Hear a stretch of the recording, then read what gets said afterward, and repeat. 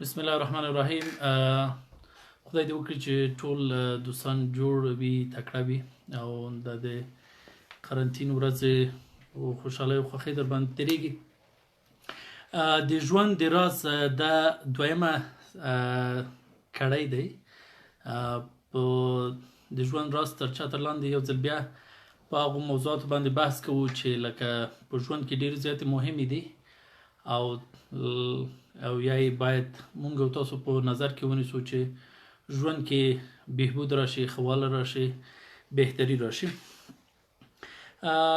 یو موضوع دا ده چې خلک ډېر زیات شکایت کوي چې مونږ خپل تقدیر نشو بدلولی. لکه عمومي تشویش دا وي چې والا دا مونږ ته لیکل شوي دي، نو چې لیکل شوي دي دا نه بدلیږي. خو د حدیث شریف مطابق دعاګانې تقدیر بدلولی شي. یوه موضوع. دویمه خبره دا دی چې که مونږ تقدیر نشو بدلولی، حد اقل خپل عادتونه خو بدلولی شو، خپل کارونه خو منظمولی شو. لکه یو سړی که ناوخت پاڅېږي، دی کولی شي چې که عادي خلک مثلا 6 بجې پاڅېږي، دی کولی شي چې 3 بجې پاڅېږي، د نورو خلکو څخه 3 ساعته مخکې کار پیل کړي. نو دا به یو ډول دته څه شوي وي، سپما شوي وي. که نور خلک تر 5 بجو پورې کار کوي، دی کولی شي چې د شپې 8 بجو پورې کار وکړي، 3 ساعته د نورو خلکو څخه ډیر زیات کار وکړي. د کامیاب او ناکام سړي ترمنځ توپیر په دې کې نه دی چې هغوی ارمانونه نه لري یا هغوی چې د ډریمز نه لري یا هغوی سره خوبونه نشته دي. د کامیاب او ناکام سړي ترمنځ توپیر دا دی چې دواړه ډلې، هم کامیاب او هم ناکام، دواړه ډریمز لري، دواړه ارمانونه لري. خو کامیاب چې دي هغوی د دغو ارمانونو ترلاسه کولو لپاره پلان جوړوي، پلان تطبیقوي او تلاش کوي. او هغه دویمه ډله چې دی هغوی نو ورته منتظر وي. لکه هغوی فکر کوي چې کیدای شي هغه د من و سلوا په څیر باندې دوی ته کیدای شي په خپله چې شي په خپله د دوی خوبونه په هغه رښتینولي باندې تبدیل شي. دا یو موضوع چې موږ باید تقدیر بدلولی شو او تقدیر لپاره پلان جوړول چې دی او یا پلان تطبیق چې دی ضروری دی. او راځو دویمې ته چې دویمه موضوع دا دی چې څه قسم سړی چې دی کامیابېدلی شي، هغه باید ډیر زیات قوي وي. لکه ډیر زیات قوي وي هغه کامیابېدلی شي، ډیر زیات تیز وي هغه کامیابېدلی شي، او که ډیر زیات چالاک وي هغه کامیابېدلی شي. نو دلته به د هغه د ځنګل مثال ورکو. ځنګل کې پادشاه چې دی هغه زمری دی. نو تاسو زمری وګورئ چې زمری نه چالاک دی، نه تیز دی، او نه چې دی هغه ډیر زیات وزن لري. که وزن کې وګورو نو فیل چې دی وزن ډیر زیات دی. که هغه چالاکۍ سمبول مونږ وګورو هغه چې دی ګیدړه دی. او هغه تیزوالی چې دی هغه چې دی زیاتره وخت چیتا ته منسوبیږي. نو خبره دا دی چې په ډیر وزن، ډیر زیات تیزی او ډیر زیات هغه چالاکۍ پسې چې دی یو سړی نشي کولی چې هغه ته ورسیږي، مقام ته ورسیږي. یعنی هغه کسان چې مثلا ډیر زیات وزن نه لري یا ډیر زیات چالاک نه دی یا چې دی ډیر زیات تیز نه دی، هغوی دې نه مایوسه کېږي چې موږ به ژوند کې خپلو اهدافو ته ونه رسیږو. نه، دوی کولی شي چې خپلو اهدافو ته ورسیږي. خو ځینې شیان دي چې باید په نظر کې ونیول شي. یوه چې دی زه به د سلجوقیانو د وخت یوه قصه وکړم. ملک شاه سلجوقي خبر شو چې د روم قیصر غواړي هغه په بغداد باندې حمله وکړي. نو دوی لپاره باید دوی لښکر جوړ کړی وای. نو نظام الملک هغه لښکر راوغوښته او لښکر مخکې له دې نه چې په بغداد باندې لکه دوی د روم د قیصر مقابلې ته وځي، نو دوی غوښتل چې هغه خپل لښکر چې شي کې خپل لښکر معاینه کړي. په دغه لښکر کې هغه قطارونه چې معاینه کول یو ټیټ سړی ولیده. نو دغه ټیټ سړي ته هغه نظام الملک ویل چې انډیواله ته خو وځه یاره، په تا باندې خو لکه مونږ کیدای شي فتح ونه کړو، یا ته چې نو لکه مونږ ته به څه شی راوړي، وزن دې هم دومره زیات نه دی او مونږ چې یو ډېر زیات هغه 6 فوټه 7 فوټه او 8 فوټه جی قد سړي ته ضرورت لرو په عسکرو کې. نو هغه سلجوقي ورته وایي چې نه داسې نه دی. څوک څه پوهېږي چې همدغه لنډی سړی چې دی مونږ ته د روم قیصر چې دی هغه لاستی راولي یا یې مونږ ته چې دی هغه د هغه سر راوړي او همداسې کېږي. کله چې جنګ پیلېږي نو همدغه لنډی سړی د دې سبب کېږي چې هماغه د مصر د رومیانو څه شی ونیسي، قیصر ونیسي، لاس تړلی ایرانیانو ته یا سلجوقیانو ته تسلیم کړي. نو اصلي خبره داسې دی چې په وزن، تیزوالي او چالاکۍ پسې نه دی، دا چې دی لکه په تلاش پسې دی. یو څوک چې ډېر زیات تلاش کوي، یو څوک چې ډېر زیات منډه کوي، هغه کنسسټنسي ورکې موجوده وي، هغه کولی شي چې څه وکړي، لوبه وګټي او کامیابۍ درشل ته ورسیږي.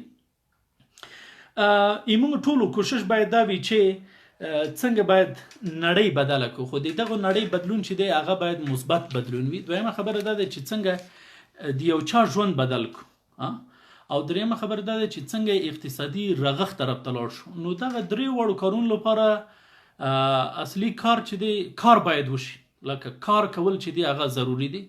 همدغه څو ورځې چې کېږي، لکه مثلا لکه د 2 یا 3 یا 4 ورځې تاسو وګورئ، موږ فیسبوک چې دی په همدې باندې مصروف دی چې ټول هغه که مثلا تخنیکی کسان دي، که هغه غیر تخنیکی کسان دي، که هغه دکاندار دی، که هغه د بزنس اډمنسټریشن والا دی، که هغه فاینانس لوستلی دی، ټول په سیاست باندې بحث کوي.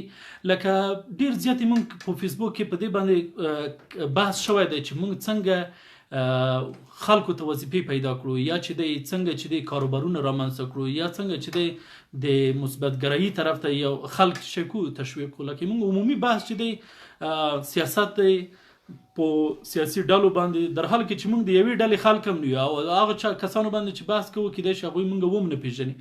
نو ډېر زیات کوشش باید دا وکړو چې کار وکړو، او د دنیا د ملکونو تقدیر چې بدل کړی دی هغه کار کولو بدل کړی دی، یا همدا کار کول دی چې دنیا بدلولی شي، ملکونه بدلولی شي. خو که موږ مثلا په غټه سویه مثلا موږ وایو چې یاره موږ خو نشو کولی چې د ملک اقتصاد بدل کړو، که د ملک اقتصاد نشو بدلولی، حد اقل خپل کور اقتصاد خو بدلولی شو. زه به د یو فرانسوي عالم پاستور قصه تاسو ته وکړم. یو فرانسوي عالم پاستور دی چې و دی دومره زیات په لابراتوار کې به مصروف و چې کله به دی لاړه دنه به بیخي هېرېدل چې دی څه وخت د لابراتوار نه وځي. لکه تاسو به لیدلي وي کله کله چې موږ کورونو ته میلمه راشي نو موږ میلمه نه هېرېږي چې هغه څه وخت لاړ شي، لکه ناست وي بیخي ترې هېر شي چې دا خپل کور لري، چېرته کار لري او که نه. نو دغه پاسپور هم همداره کوم، دا به چې یو وارې لابراتوار ته لاړه چې نن وبوته نو بس تجربې وي، بیا به ورنه هېره شوله چې یاره څه وخت وځو. د په باره کې ویل کېږي کله چې جرمنیانو په فرانسې په پاریس باندې حمله وکړله نو د هرې خوا نه به په پاریس باندې چې و راکټونه راتلل، یا د هغه وخت هغه ډزې به کېدلې، خو دومره شور باوجود چې و دی د هغه نه راونه وته، لکه د لابراتوار نه راونه وته. لابراتوار کې چې و لابراتوار کې مصروف. نو یعنی دغه ملتونه چې اوس موږ ګورو چې هغوی ډېر زیات رسېدلي دي، که هغه فرانسه دی، که هغه اروپا دی، یا همداسې نور ملکونه دي، د دوی یو دلیل دا دی چې دوی هغه کار کړی، دومره کار یې کړی دی چې حتی کار ترې شرمېږي، لکه کار ترې شرمېږي چې یاره دا څه رقم خلک دی، لکه هغه دوی کې هغه د کار لپاره څه شی موجود دی، هغه کریز موجود دی. ځینې خلک چې وي فکر کوي چې یاره که ډېر زیات لایق وي نو دوی کولی شي چې بري ته ورسیږي. نبوغ چې دی په 2 ډوله دی. یو نبوغ چې دی هغه لکه زر ښکاره کېدونکی نبوغ دی، لکه یو ماشوم پیدا شوی دی، په اول سیم کې معلوم را دی، دویم کې هم دی، دریم کې هم دی، څلورم کې هم دی. خو یو چې دی هغه ورو ښکاره کېدونکی نبوغ دی، لکه مثلا یو څوک چې دی په مکتب کې ډېر زیات کمزوری وي، خو کله چې د مکتب نه فارغ شي پوهنتون ته لاړ شي نو پوهنتون کې بیا ډېر زیات شوي، ډېر زیات لایق شي. یا نه په مکتب کې لایق وي، نه چې دی په هغه په پوهنتون کې لایق وي، هغه چې پوهنتون نه کله فارغ شي بیا چې وي په هغه کې فوق العاده هغه لیاقت شي راښکاره شي. د عربي یا د اسلامي نړۍ یو مشهور عالم په باره کې ویل کېږي، هغه سکاکي نومېده. دی چې و په 13 کلنۍ کې لکه علم یې شروع کړ، د یو استاد ته کېناسته، یا یو مدرسې ته لاړه یا یو مکتب ته لاړه په 13 کلنۍ کې. نو دی داسې و لکه هغه د همصنفیانو ترمنځ چې وي لکه اوښ، لکه ډېر زیات عمر یې هم پوخ و، قد یې هم جګ و، بس بیچاره شاګردانو په منځ کې به ناست و، په آخري قطار کې یا منځ کې. نو استادان هم چې و ده کې به یې ډېره زیاته کمه دلچسپي ښودله، ځکه یو خو عمر ډېر زیات پورته و، او بل داسې و چې سخت هغه لکه بیخي زیات غبي و چې پرونی درس به استاد خبره ورته وکړله بیا به سبا چې شو ترې هیر و. یوه ورځ استاد درس چې تشریح کوو نو استاد ویل چې دغه د سپي پوستکی چې دی سپي پوستکی څومره چې ډېر زیات وموښي هغه بیا چې شی کېږي هغه پاکېږي. په سبا یې چې کله خو نن درس چې خلاص شو همصنفیان ټول لاړل سبا چې شاګردان راغلل نو استاد سکاکي ته ویل چې انډیواله ته پورته شه هغه پرون موضوع چې ما ویلې وه د سپي په باره کې هغه څه شو. نو سکاکي پرون شپه دومره دغه درس تکرار کړی و نو د استاد ویل چې پرون سپي ویل چې د استاد پوستکی چې څومره وموښي بیا چې شی کېږي هغه پاکېږي. لکه سپي ویل د استاد پوستکی چې دی په ډېرو زیاتو مخلو سره چې شی کېږي پاکېږي. نو ټول همصنفیان هم ډېر زیات پرې وخندل او بله خبره دا وه چې استاد صاحب ډېر زیات قار وروستلی و. خو سړی چې شو بس ادامه یې ورکوله لکه په صنف کې به ناست و. نو استادانو کله کله به تاسو خپلو صنفونو کې هم لیدلي وي چې ځینې همصنفیان چې دي هغه معافیت حاصل کړي. لکه استادان وایي یاره بس پرېږده یې نمرې ورکوو اووم نه به اتم ته شي اتم نه به نهم ته شي. مقصد ټولو استادانو اراده کړې وي چې دغه کس به څه شی کوو کامیابوو. نو دا هم همداسې څه شو دا هم فارغ شو. خو کله چې فارغ هم شو بیا به هم چې وایي ده په ذهن کې څه شی نه و. نو دا یوه ورځ چې دی دښتې ته وځي او دښته کې باران دی ډېر شدید باران دی او د باران چې دی خو دښته کې به یا تیږې وي یا خاورې وي په دا تیږو چې لګېده نو دی دا تیږو ته متوجه شو. نو خو چې باران کله په تیږو باندې ډېر زیات لګېږي یا اوبه راځي د وخت په تېرېدو سره هغه تیږې چې دی هغه ځیږوالی چې دی هغه څه شی کېږي ځي یو څه چې شی کېږي بدلون ورکې راځي. نو دغه باران چې و دغه سړی متوجه کړ. نو ده ویل چې کله چې باران کولی شي چې د تیږو غوندې کلک شی چې شی کېږي هغه په نرموالي بدل کړي یا یې پوست کې یا ورباندې اثر وکړي نو ما زړه خو چې دی هغه د غوښې څخه جوړ دی. نو زه مطمئن یم چې که تلاش وکم نو ما په ذهن کې به څه شی وشي لکه ډېر زیات هغه علم به څه شي علم به جذب شي. هماغه و چې بالاخره دغه سړی دومره زیات په عربي نړۍ او اسلامیاتو کې مشهور شو چې لکه تر ډېر وخته پورې به یې د کتابونو څه شی کېدل هغه تدریسېدل. بله خبره دا ده د کاروبارونو په باره کې چې له کومه یې پیل کړو ایمون کاروبارونه چې دي لکه یو سړي ته که ووایي چې ته کاروبار پیل کړه نو وایي ما سره خو چې دی والا $1,00,000 نشته دی $10,000 نشته دی $10,000 نشته دی نو زه خو نشم کولی چې کار پیل کړم. همدا اوس چې زه ګورم لکه موږ سره ډېر زیات انډیوالان چې دي همدا اوس چې آنلاین دي دا ټول ماشاءالله ځنه په اداراتو کې ښه معاشونه اخلي. خو بیا هم چې کله ورته وایي چې ته یو شخصي کاروبار پیل کړه وایي د کاروبار لپاره چې دی موږ ډېرې زیاتې پیسې نه لرو. نو یو وخت کې د ایران نصیرالدین شاه هغه لندن ته تللی و. نو لندن ته تللی و نو هلته یې ملکې سره لیدل خو دغه ملاقات کې یو خبره ورته رایاد شوله ورته ویل چې دغه ایران کې چې برټش بانک دی لکه انګلیش بانک دی یا برټش بانک دی دا چې دی ډېر کم وخت کېږي چې فعالیت باندې پیل کړی دی خو سخت کامیاب روان دی. نو محترم ملکې دغه کامیابی راز په څه شي کې دی موږ بانکونه هم شته دي خو موږ بانکونه تاسو د بانک په اندازه مشهور نه دي. نو دغه تاسو اداره چې دی څنګه دومره مشهوره دی. نو ملکې ورته ویل چې نصیرالدین اصلا مونږ خو نه غواړو چې دغه خپل سکسس سیکرټس چې دي یا بزنس سیکرټس چې دي له چا سره شریک کړو خو تا په احترام باندې زه تاته وایم چې موږ د کامیابۍ راز په څه شي کې دی هغه دا دی چې موږ چې کله هر کاروبار پیلوو نو ډېر زیات د کم مقدار څخه پیلوو له یو ورکوټي پیل څخه لکه سرمایه ګزاري کمه وي کاروبار ساحه هم ډېره زیاته محدوده وي. دا هغه موږ نن سبا چې په اداراتو کې پایلوټ پروجیکټس ورته ویل کېږي نو موږ یې امتیاني شکل باندې پیلوو. که چېرته ښه وچلېده مشتریان مو ډېر زیات جذب کړی شول محصولات مو ډېر زیات خرڅ شول نو هغه دی ادامه ورکوو او که چېرته ونه شول خو هغه دی راتاووو یې او دې ښه والی داسې دی چې وړوکی پیل کړي هغه ټیسټ په شکل نه نو سړی ډېر زیات نه توانې کېږي خو ته چې ډېر زیاته سرمایه ګزاري وکړې او هغه بیا چې دی کامیاب هم نشي مخکې هم لاړ نشي نو بیا د هغې راټولول چې دی نه یوازې دا چې سخت تمامېږي بلکې سړی له ډېرو زیاتو چیز سره مخامخ شوی وي تاوانونو سره مخامخ شوی وي. بله خبره دا ده چې د زمانې او د وخت د شرایطو مطابق باید خلک چې شی وکړي ځانونه عیار کړي. لکه یو ساده مثال یې داسې دی دغه څو کاله کې به چې خلکو د مختلفو ملکونو نه ډسټنس لرنینګ یا افغانستان کې چې کوم مشهور دی آنلاین ډیګریز راوړل، نو دلته به موږ تحصیلات وزارت هغه نه منل. هغوی به ورته دا چې دی برای ما قابل قبول نیستن، یا چې دی حتی ما ته یو ورځ وزارت ویل وایي موږ یې دې لپاره چې دی تر اوسه پورې لایحه نه لرو چې موږ د آنلاین ډیګریانې څه شی کوو ومنو. ښه صحیح ته یې مامنه. همدا کوویډ 19 چې راغی وزارت تحصیلات عالي خپله چې و د چیش طرف ته لاړو، آنلاین ایجوکیشن ته لاړه. خبره دا ده چې یا به ځان بدلوي او یا به حالات جبرن تا بدلوي. او موږ د تحصیلات وزارت سره همدغه کار وشو چې جبرن دوی څه شول، دوی جبرن حالاتو بدل کړل. که همداسې ادامه ورکړو کېدای شي په راتلونکو 10 کلونو کې هم دوی آنلاین ایجوکیشن طرف ته تللي نه وای. نو موږ باید کوشش وکړو چې د حالاتو مطابق څه وکړو، ځانونه برابر کړو. ناپلیون ولکه دا چې کله د فرانسې ناپلیون په هند باندې حمله وکړله، نو هند باندې چې حمله وکړله، نو د ایران فتح علي شاه ته یو لیک ولیکه او هغه لیک چې و په فرانسوي باندې لیکلی و. نو کله چې دغه لیک ایران ته راولېږه، تهران ته راغی، نو په ټول تهران یا ایران کې څوک نه پیدا کېدل چې دغه لیک فرانسوي نه فارسي ته دوی ته څه شي کې ترجمه کړي. بالاخره چې څه وکړل، دغه لیک د ایران نه بغداد ته ولېږه، ځکه چې ایران هلته بغداد کې خپل سفارت کونسلګرۍ درلودله.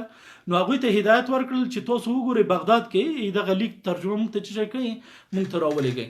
او دا نن سبا د ټول اسلامي نړۍ په کل کې مشکل همدغه دی چې د حالاتو سره ځانونه څه شی نه کوي، لکه حالاتو سره ځانونه نه بدلوي.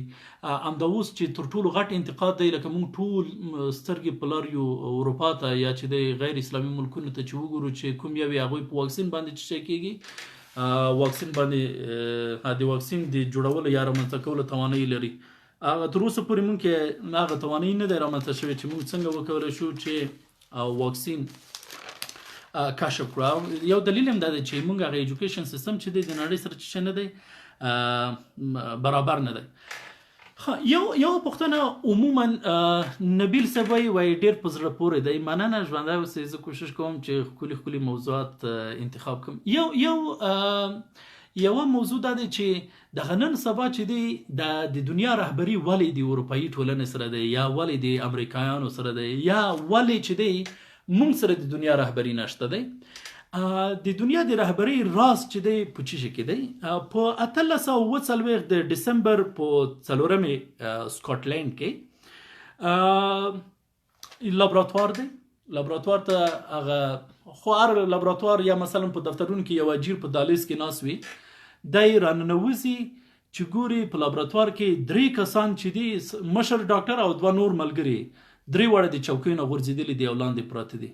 نو هغه اجیر وایي اخ وایي دوی بیا چې دی نشه کړی دی، بیا یې وایي نشه کړی دی.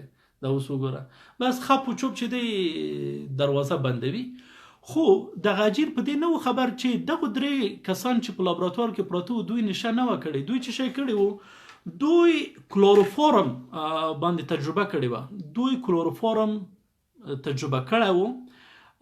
ننګیالی بهادري صاحب وایي بریالی اوسې، مننه. دوی کلوروفورم چې وو تازه پیدا کړی وو، او کلوروفورم دوی په دې ازمایو چې وګوري چې کله چې یو مریض انستیزي کېږي یا بېهوشه کېږي د عملیاتو په وخت کې، یعنی یو سړی که عملیات کېږي هغه ته باید یو څه شی ورکړل شي، انستیزي ورکړل شي. او دوی دا تجربه کوي چې کلوروفورم څومره زیات ګټور دی. نو مخکې له دې نه چې دغه کلوروفورم په نورو انسانانو باندې تجربه شي، دوی د لومړي ځل لپاره کلوروفورم څه کړ، په خپل ځان باندې تجربه کړ. نو دغه کسان چې نن سبا یې رهبري په لاس کې دی، یو دلیل دا دی چې دوی دومره غټې قربانۍ ورکړي دي. او دغه ډاکټر سر جیمز سیمپسن چې وو، دی د یو نانوایو زوی وو. دوی ټول 6 ورونه وو، ورونه ولکه. نو دوی همدغه یو ورور چې وو مکتب ته ولېږه، او دی چې کله مکتب ته لاړ، دی ظالم دومره زیات په درسونو کې لکه تشویق شو، ډیر زیات خوند ورکړ چې بالاخره هغه ورونو او پلار فیصله وکړله چې یاره موږ به په غریبۍ کې ژوند کوو، خو سیمپسن به څه شی کوو، سیمپسن به د هایر ایجوکیشن لپاره لندن ښار ته لیږو یا ښار ته لیږو چې هغه څه شی وکړي، هلته زده کړې وکړي. نو د نړۍ د مشرتابه یو راز هم همدا دی چې دو خلکو د دنیا او د خلکو د آسودګۍ لپاره دومره زیاتې قرباني ورکړي دي چې اوس چې شي کوي هغه رهبري چې دی هغه په لاس کې دی. او آخري خبره ده چې کله کله چې دی مونږ وایو چې مونږ غواړو چې تغییر راولو. تغییر چې دی مونږ ټوله دنیا نشو کولای چې تغییر کو. یو ورځ یو کس د مکسیکو د ساحل په غاړه کې قدم وهي روان دی، نو دغه ساحل چې دی مایانې چې شي کړي وي، مایانې هغه اوبه راغلي دي، هغه مایانې چې شي کړي دي مایانې ساحل غاړې ته راوړي دي، نو ډېر زیات مایان پراته دي. دا سړی چې شي کوي یو مایع اخلي اوبو ته غورځوي، یو مایع اخلي اوبو ته غورځوي. نو دلته یو بل کس هم روان و، هغه کس دغه کس چې مایانې اوبو ته غورځول دته رانږدې شو، نو دته ویل وایي انډیواله ډېر وخت کېږي چې زه دې څارم چې ته دغه مایان چې شي کوي اوبو ته غورځوي، دا څه خبره دی؟ نو هغه کس ورته ویل وایي زه غواړم چې دا د مایانو ژوند چې دی وژغورم. هغه ورته ویل وایي دومره زیات مایان اوبه راوړي دي، نو ته به د څومره مایانو ژوند ژغورې؟ نو دا سړي هغه مایع اوبو ته وغورځوه، وایي د ټولو مایانو ژوند که نشم ژغورلی، خو دا د یو مایع ژوند مې خو هغه دی وژغوره. نو اوس خبره هم همدا دی چې که مونږ مثلا د ټول هیواد کې تغییر نشو راوستلی، حداقل خو کولی شو چې هغه د خپلې کورنۍ، خپلو خپلوانو، خپلې محلې، خپلې کوڅې د خلکو ژوند کې یو څه شی ورکو، تغییر ورکو، او یا چې دی په ژوند کې بدلون راولو. او آخري خبره دا دی چې کله کله مونږ کوشش کوو چې مثلا زیاتره پروژې چې تطبیقیږي هغه ډېر زیاتې ښې پلان شوي وي، ډېرو زیاتو سینیر کسانو ورباندې کار کړی وي، ډېرو زیاتو با تجربه کسانو ورباندې کار کړی وي. خو دغه پروژې چې کله تطبیق شي یا چې دی مثلا هغه امپلیمنټیشن یو حد ته ورسیږي، کال وروسته په هغې کې چې څه رامنځته شي، په هغې کې جنجالونه رامنځته شي. هغه جنجالونه څه شي؟ که مثلا پول وي یا دیوال وي هغه درس کړی وي، چغې کړی وي، یا که مثلا نوره انکشافي پروژې وي هغې کې یو څه چې شوي وي په هغه ډول چې پروپوزل کې و یا په پلانونو کې و هغه نه وي تطبیق شوي. نو دا که تاسو مثلا په انډیا کې وګورئ، بنګلادیش کې وګورئ، هغه کنسټرکشن پروجیکټس 14 منزله 19 منزله تعمیرات جوړ کړي وي، بیا چې دی یو څه موده وروسته هغه راوغورځېږي، بیا اخبارونو ته خبره لاړ شي، میډیا راشي، نو کله چې هغوی هغه خپل انویسټیګیشن کوي نو ګوري چې ټولو سینیر کسانو ورباندې کار کړی دی. په دې کې هغه ټول شیان چې دی لکه پروپوزل ویل ډیزاین شوی و، هغه ډیولپمنټ پلان چې و هغه صحیح ډیزاین شوی و، نو دغه جنجال، دغه پلازا څنګه راوغورځېد، دا پول څنګه راوغورځېد، دا دیوال درس څنګه وکړ. یو دلیل هم چې دی هغه چې شی دی هغه فساد دی. دغه د چین اوږد دیوال چې دی لکه نن سبا خو بند دی، خو زیاتره خلک چې چین ته ځي حتما هغه د اوږده دیوال کې چې شی کېږي ګرځي، قدمونه وهي. دغه د چین اوږد دیوال د څه شي لپاره جوړ شوی و؟ دا د چین د ساتلو لپاره جوړ شوی و. لکه هغه وخت کې پادشاه دا دې لپاره جوړ کړ چې راځي یو جګ دیوال جوړ کړو چې کله په مونږ باندې حمله کېږي نو دغه دیوال به یې مونږ چې شي مرستندوی شي. خو څو ځلې چې په ښار باندې حمله وشوله، دغه حمله کوونکي هیڅ کله په څه شي باندې روانه وختېدل، په دغه دیوال باندې روانه وختېدل. دغه ټول کسان کله د حمله کوونکي به چې راتلل دوی به د دروازې له لارې راتلل. ګورئ دیوال یې دې لپاره جوړ شوی و چې د حمله کوونکو مخه ونیسي، خو هر ځل چې حمله کوونکي راغلي دي هغوی په دیوال نه دي راوختي، هغوی د څه شي لارې نه راغلي دي، هغوی د دروازې نه راغلي دي. نو ډېره زیاته مننه ټولو دوستانو نه چې نن را سره وو. زه به د موضوعګانې چې مو بحث پرې وکړ دا به را جمعبندي کړم. یوه خبر دا ده چې نړۍ مشرتابه ولې له نورو خلکو سره دی؟ دوی د انسانانو د خدمت لپاره چې دی ډېر زیاتې څه شي ورکړي دي، قربانۍ ورکړي دي. دویمه خبره دا ده چې که موږ خپل تقدیر نشو بدلولی، خپل عادتونه چې دي هغه بدلولی شو. دریمه خبره دا ده چې د کامیاب بودن لپاره چې د ضروري نه ده چې یو څوک د ډېر زیات وزن ولري، ډېر زیات د چالاک وي او ډېر زیات د تیز وي. فقط تلاش او شاله بودن چې دی هغه کولی شي چې انسان یو چیرته ورسیږي. تیر جلسې کې مې ویلي چې شاله بودن، او اوس هم وایم چې شاله بودن چې دی څومره ګټې لري، او تاسو به همدا اوس سر په سترګو هغه ګټې لیدلې وي. بل داسې دی چې مقاومت چې دی ضروري دی. لکه سړی باید هغه خپلې خبرې باندې، خپل هغه اصول باندې چې شي باید ودرېږي. او د ماشومان باید په دې باندې ونه رټل شي چې یاره ولا دا خو چې دی سخت غبي دی ولا کې دنه سړی جوړ شي. نه ځنه ماشومان چې دی اوس غبیان وي خو وروسته به انشاءالله چې شي کېږي هغه بهتر شي. مکتب نه وروسته کېدای شي بهتر شي، د پوهنتون نه وروسته هغه کېدای شي چې شي هغه بهتر شي. او بله خبره دا دی چې کاروبار پیلوو هغه باید چې نه پیل کړو، له کمو نه پیل کړو، همداسې ګریجولي باید چې شی کړو لکه پورته ویسو. او دوه آخري خبرې دا دی چې د وخت او شرایطو مطابق باید ځانونه عیار کړو. او آخري دا دی چې که مونږ ټوله دنیا نشو بدلولی، خپل ځان خو بدلولی شو، یو کس خو بدلولی شو، خپل هغه کوڅې والا کس خو بدلولی شو، همدومره هم چې وکړو غټه خبره ده. نو ډیره زیاته مننه. زه به انشاءالله هر دوشنبه چې دی د سیکرټس اف لایف یا د ژوند رازونه په دې باندې چې دی وخت نه وخت معلومات شریکوم. جمشید حبیبي وایي ژوند تل ګټور معلومات. ډیره زیاته مننه. کور محبت.